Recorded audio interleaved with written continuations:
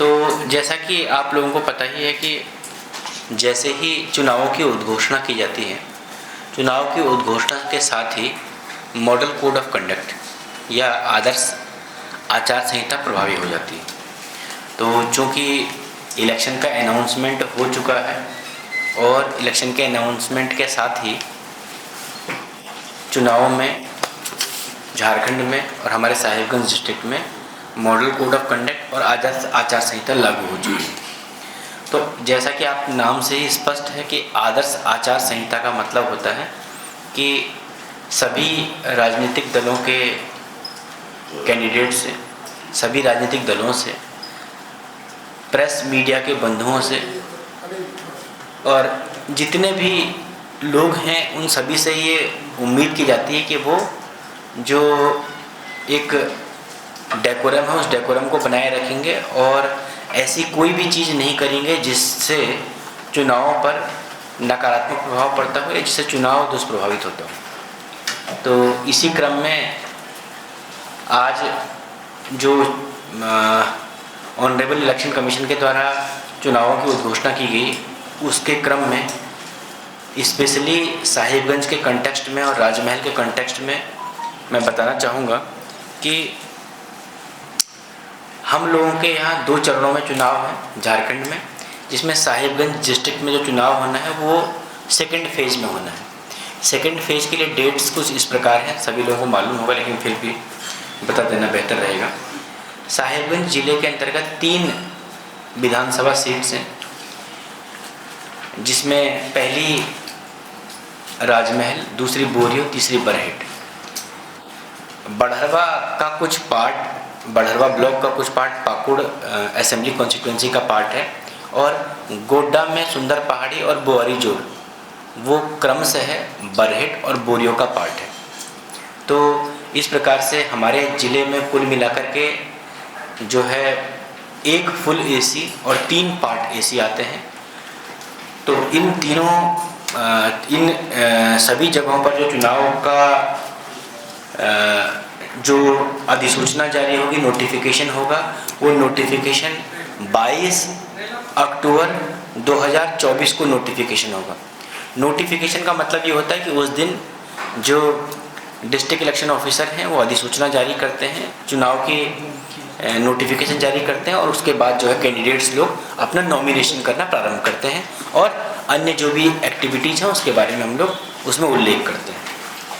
Nomination का जो last day है वो है 29/10/2024, मतलब 29 अक्टूबर को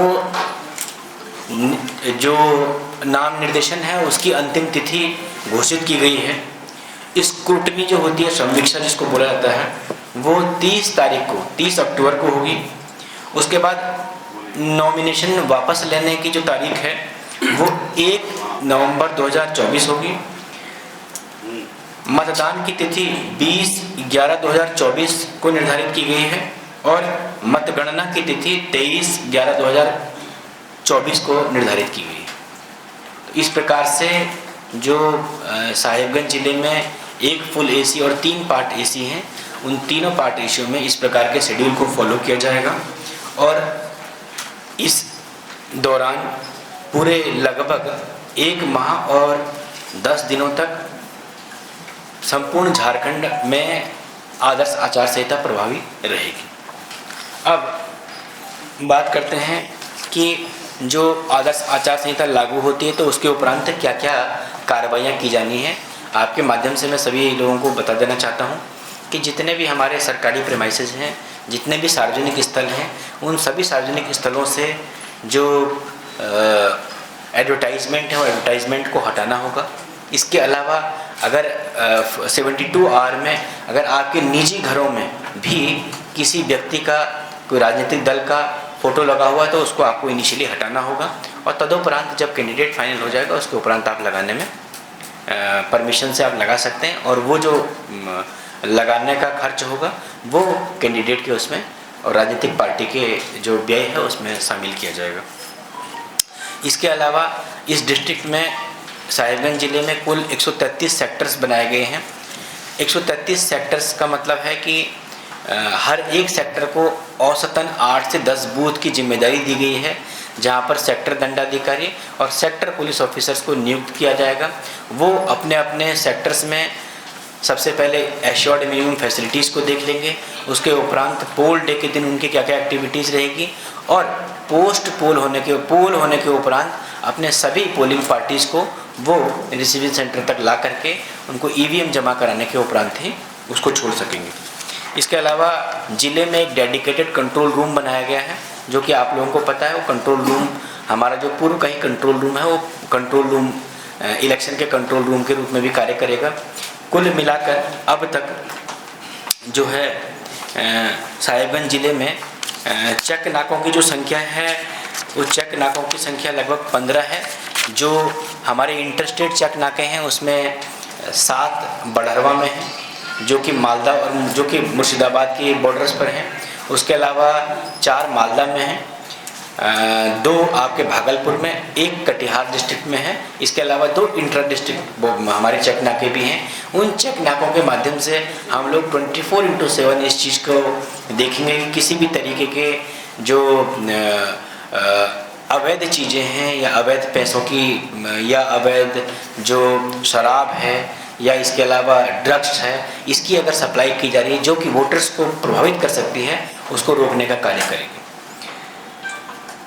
राजमहल लोकसभा सीट, राजमहल विधानसभा सीट, बोरियो विधानसभा सीट और बरहेट विधानसभा सीट के लिए जो रिटर्निंग ऑफिसर हैं, अधिसूचित निर्वाची पदाधिकारी जो रहेंगे, क्रमशः एसडीओ राजमहल, एसडीओ साहिबगंज और एडिशनल कलेक्टर साहिबगंज रहेंगे।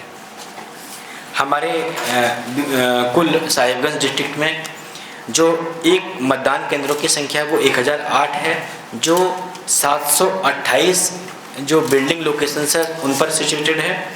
पुरुष मतदाताओं की संख्या लगभग 4,31,810 है और महिला मतदाताओं की संख्या 4,31,653 है। इस प्रकार साहिबगंज जिले में कुल मिलाकर के मतदाताओं की संख्या 8,63,469 है। एक और इंथुजास्टिक बात हम लोगों के लिए है कि हम लोगों ने जो हमारी रोल एक्टिविटी है, उस रोल एक्टिविटी में हमारे BLOs ने और इलेक्शन पूरी मशीनरी ने बहुत अच्छा काम किया स्पेशल असेंबली डिवीज़न के दरमियान। और कुल मिलाकर के जो दिव्यांग लोगों को आइडेंटिफाई किया, 14,638 दिव्यांगों को आइडेंटिफाई किया, जो कि इस बार लोकतंत्र में पार्टिसिपेट करेंगे, वोटिंग में पार्टिसिपेट करेंगे। और जिसमें 4,673 ऐसे मतदाता हैं जिनकी उम्र 85 वर्ष से अधिक है। उन 85 वर्ष से अधिक उम्र के लोगों को यदि वो चाहें तो अपने घर पर भी मतदान कर सकते हैं। उनको हम लोग फॉर्म 12D उपलब्ध कराएंगे। यदि वो चाहें तो अपने घर पर मतदान कर सकते हैं या चाहें तो बूथ पर आकर के भी मतदान कर सकते हैं। इसके अलावा एक और सबसे बड़ी उपलब्धि ये है कि हमारे जितने भी PVTG इस ज़िले में हैं, लगभग सभी PVTGs का वोटर ID कार्ड बन चुका है और एक भी ऐसा PVTG नहीं है जो 18 वर्ष से अधिक का है और जिसका वोटर कार्ड नहीं बना है। तो इस प्रकार इंक्लूसिव डेमोक्रेसी की तरफ जो हमारी पूरी इलेक्शन की मशीनरी है उसने बहुत बेहतर कार्य किया है। और आने वाले इस चुनाव में, विधानसभा चुनाव में हमारा प्रयास ये रहेगा कि अधिक से अधिक जो मतदाता हैं वो इसमें पार्टिसिपेट कर सकें। Thank you.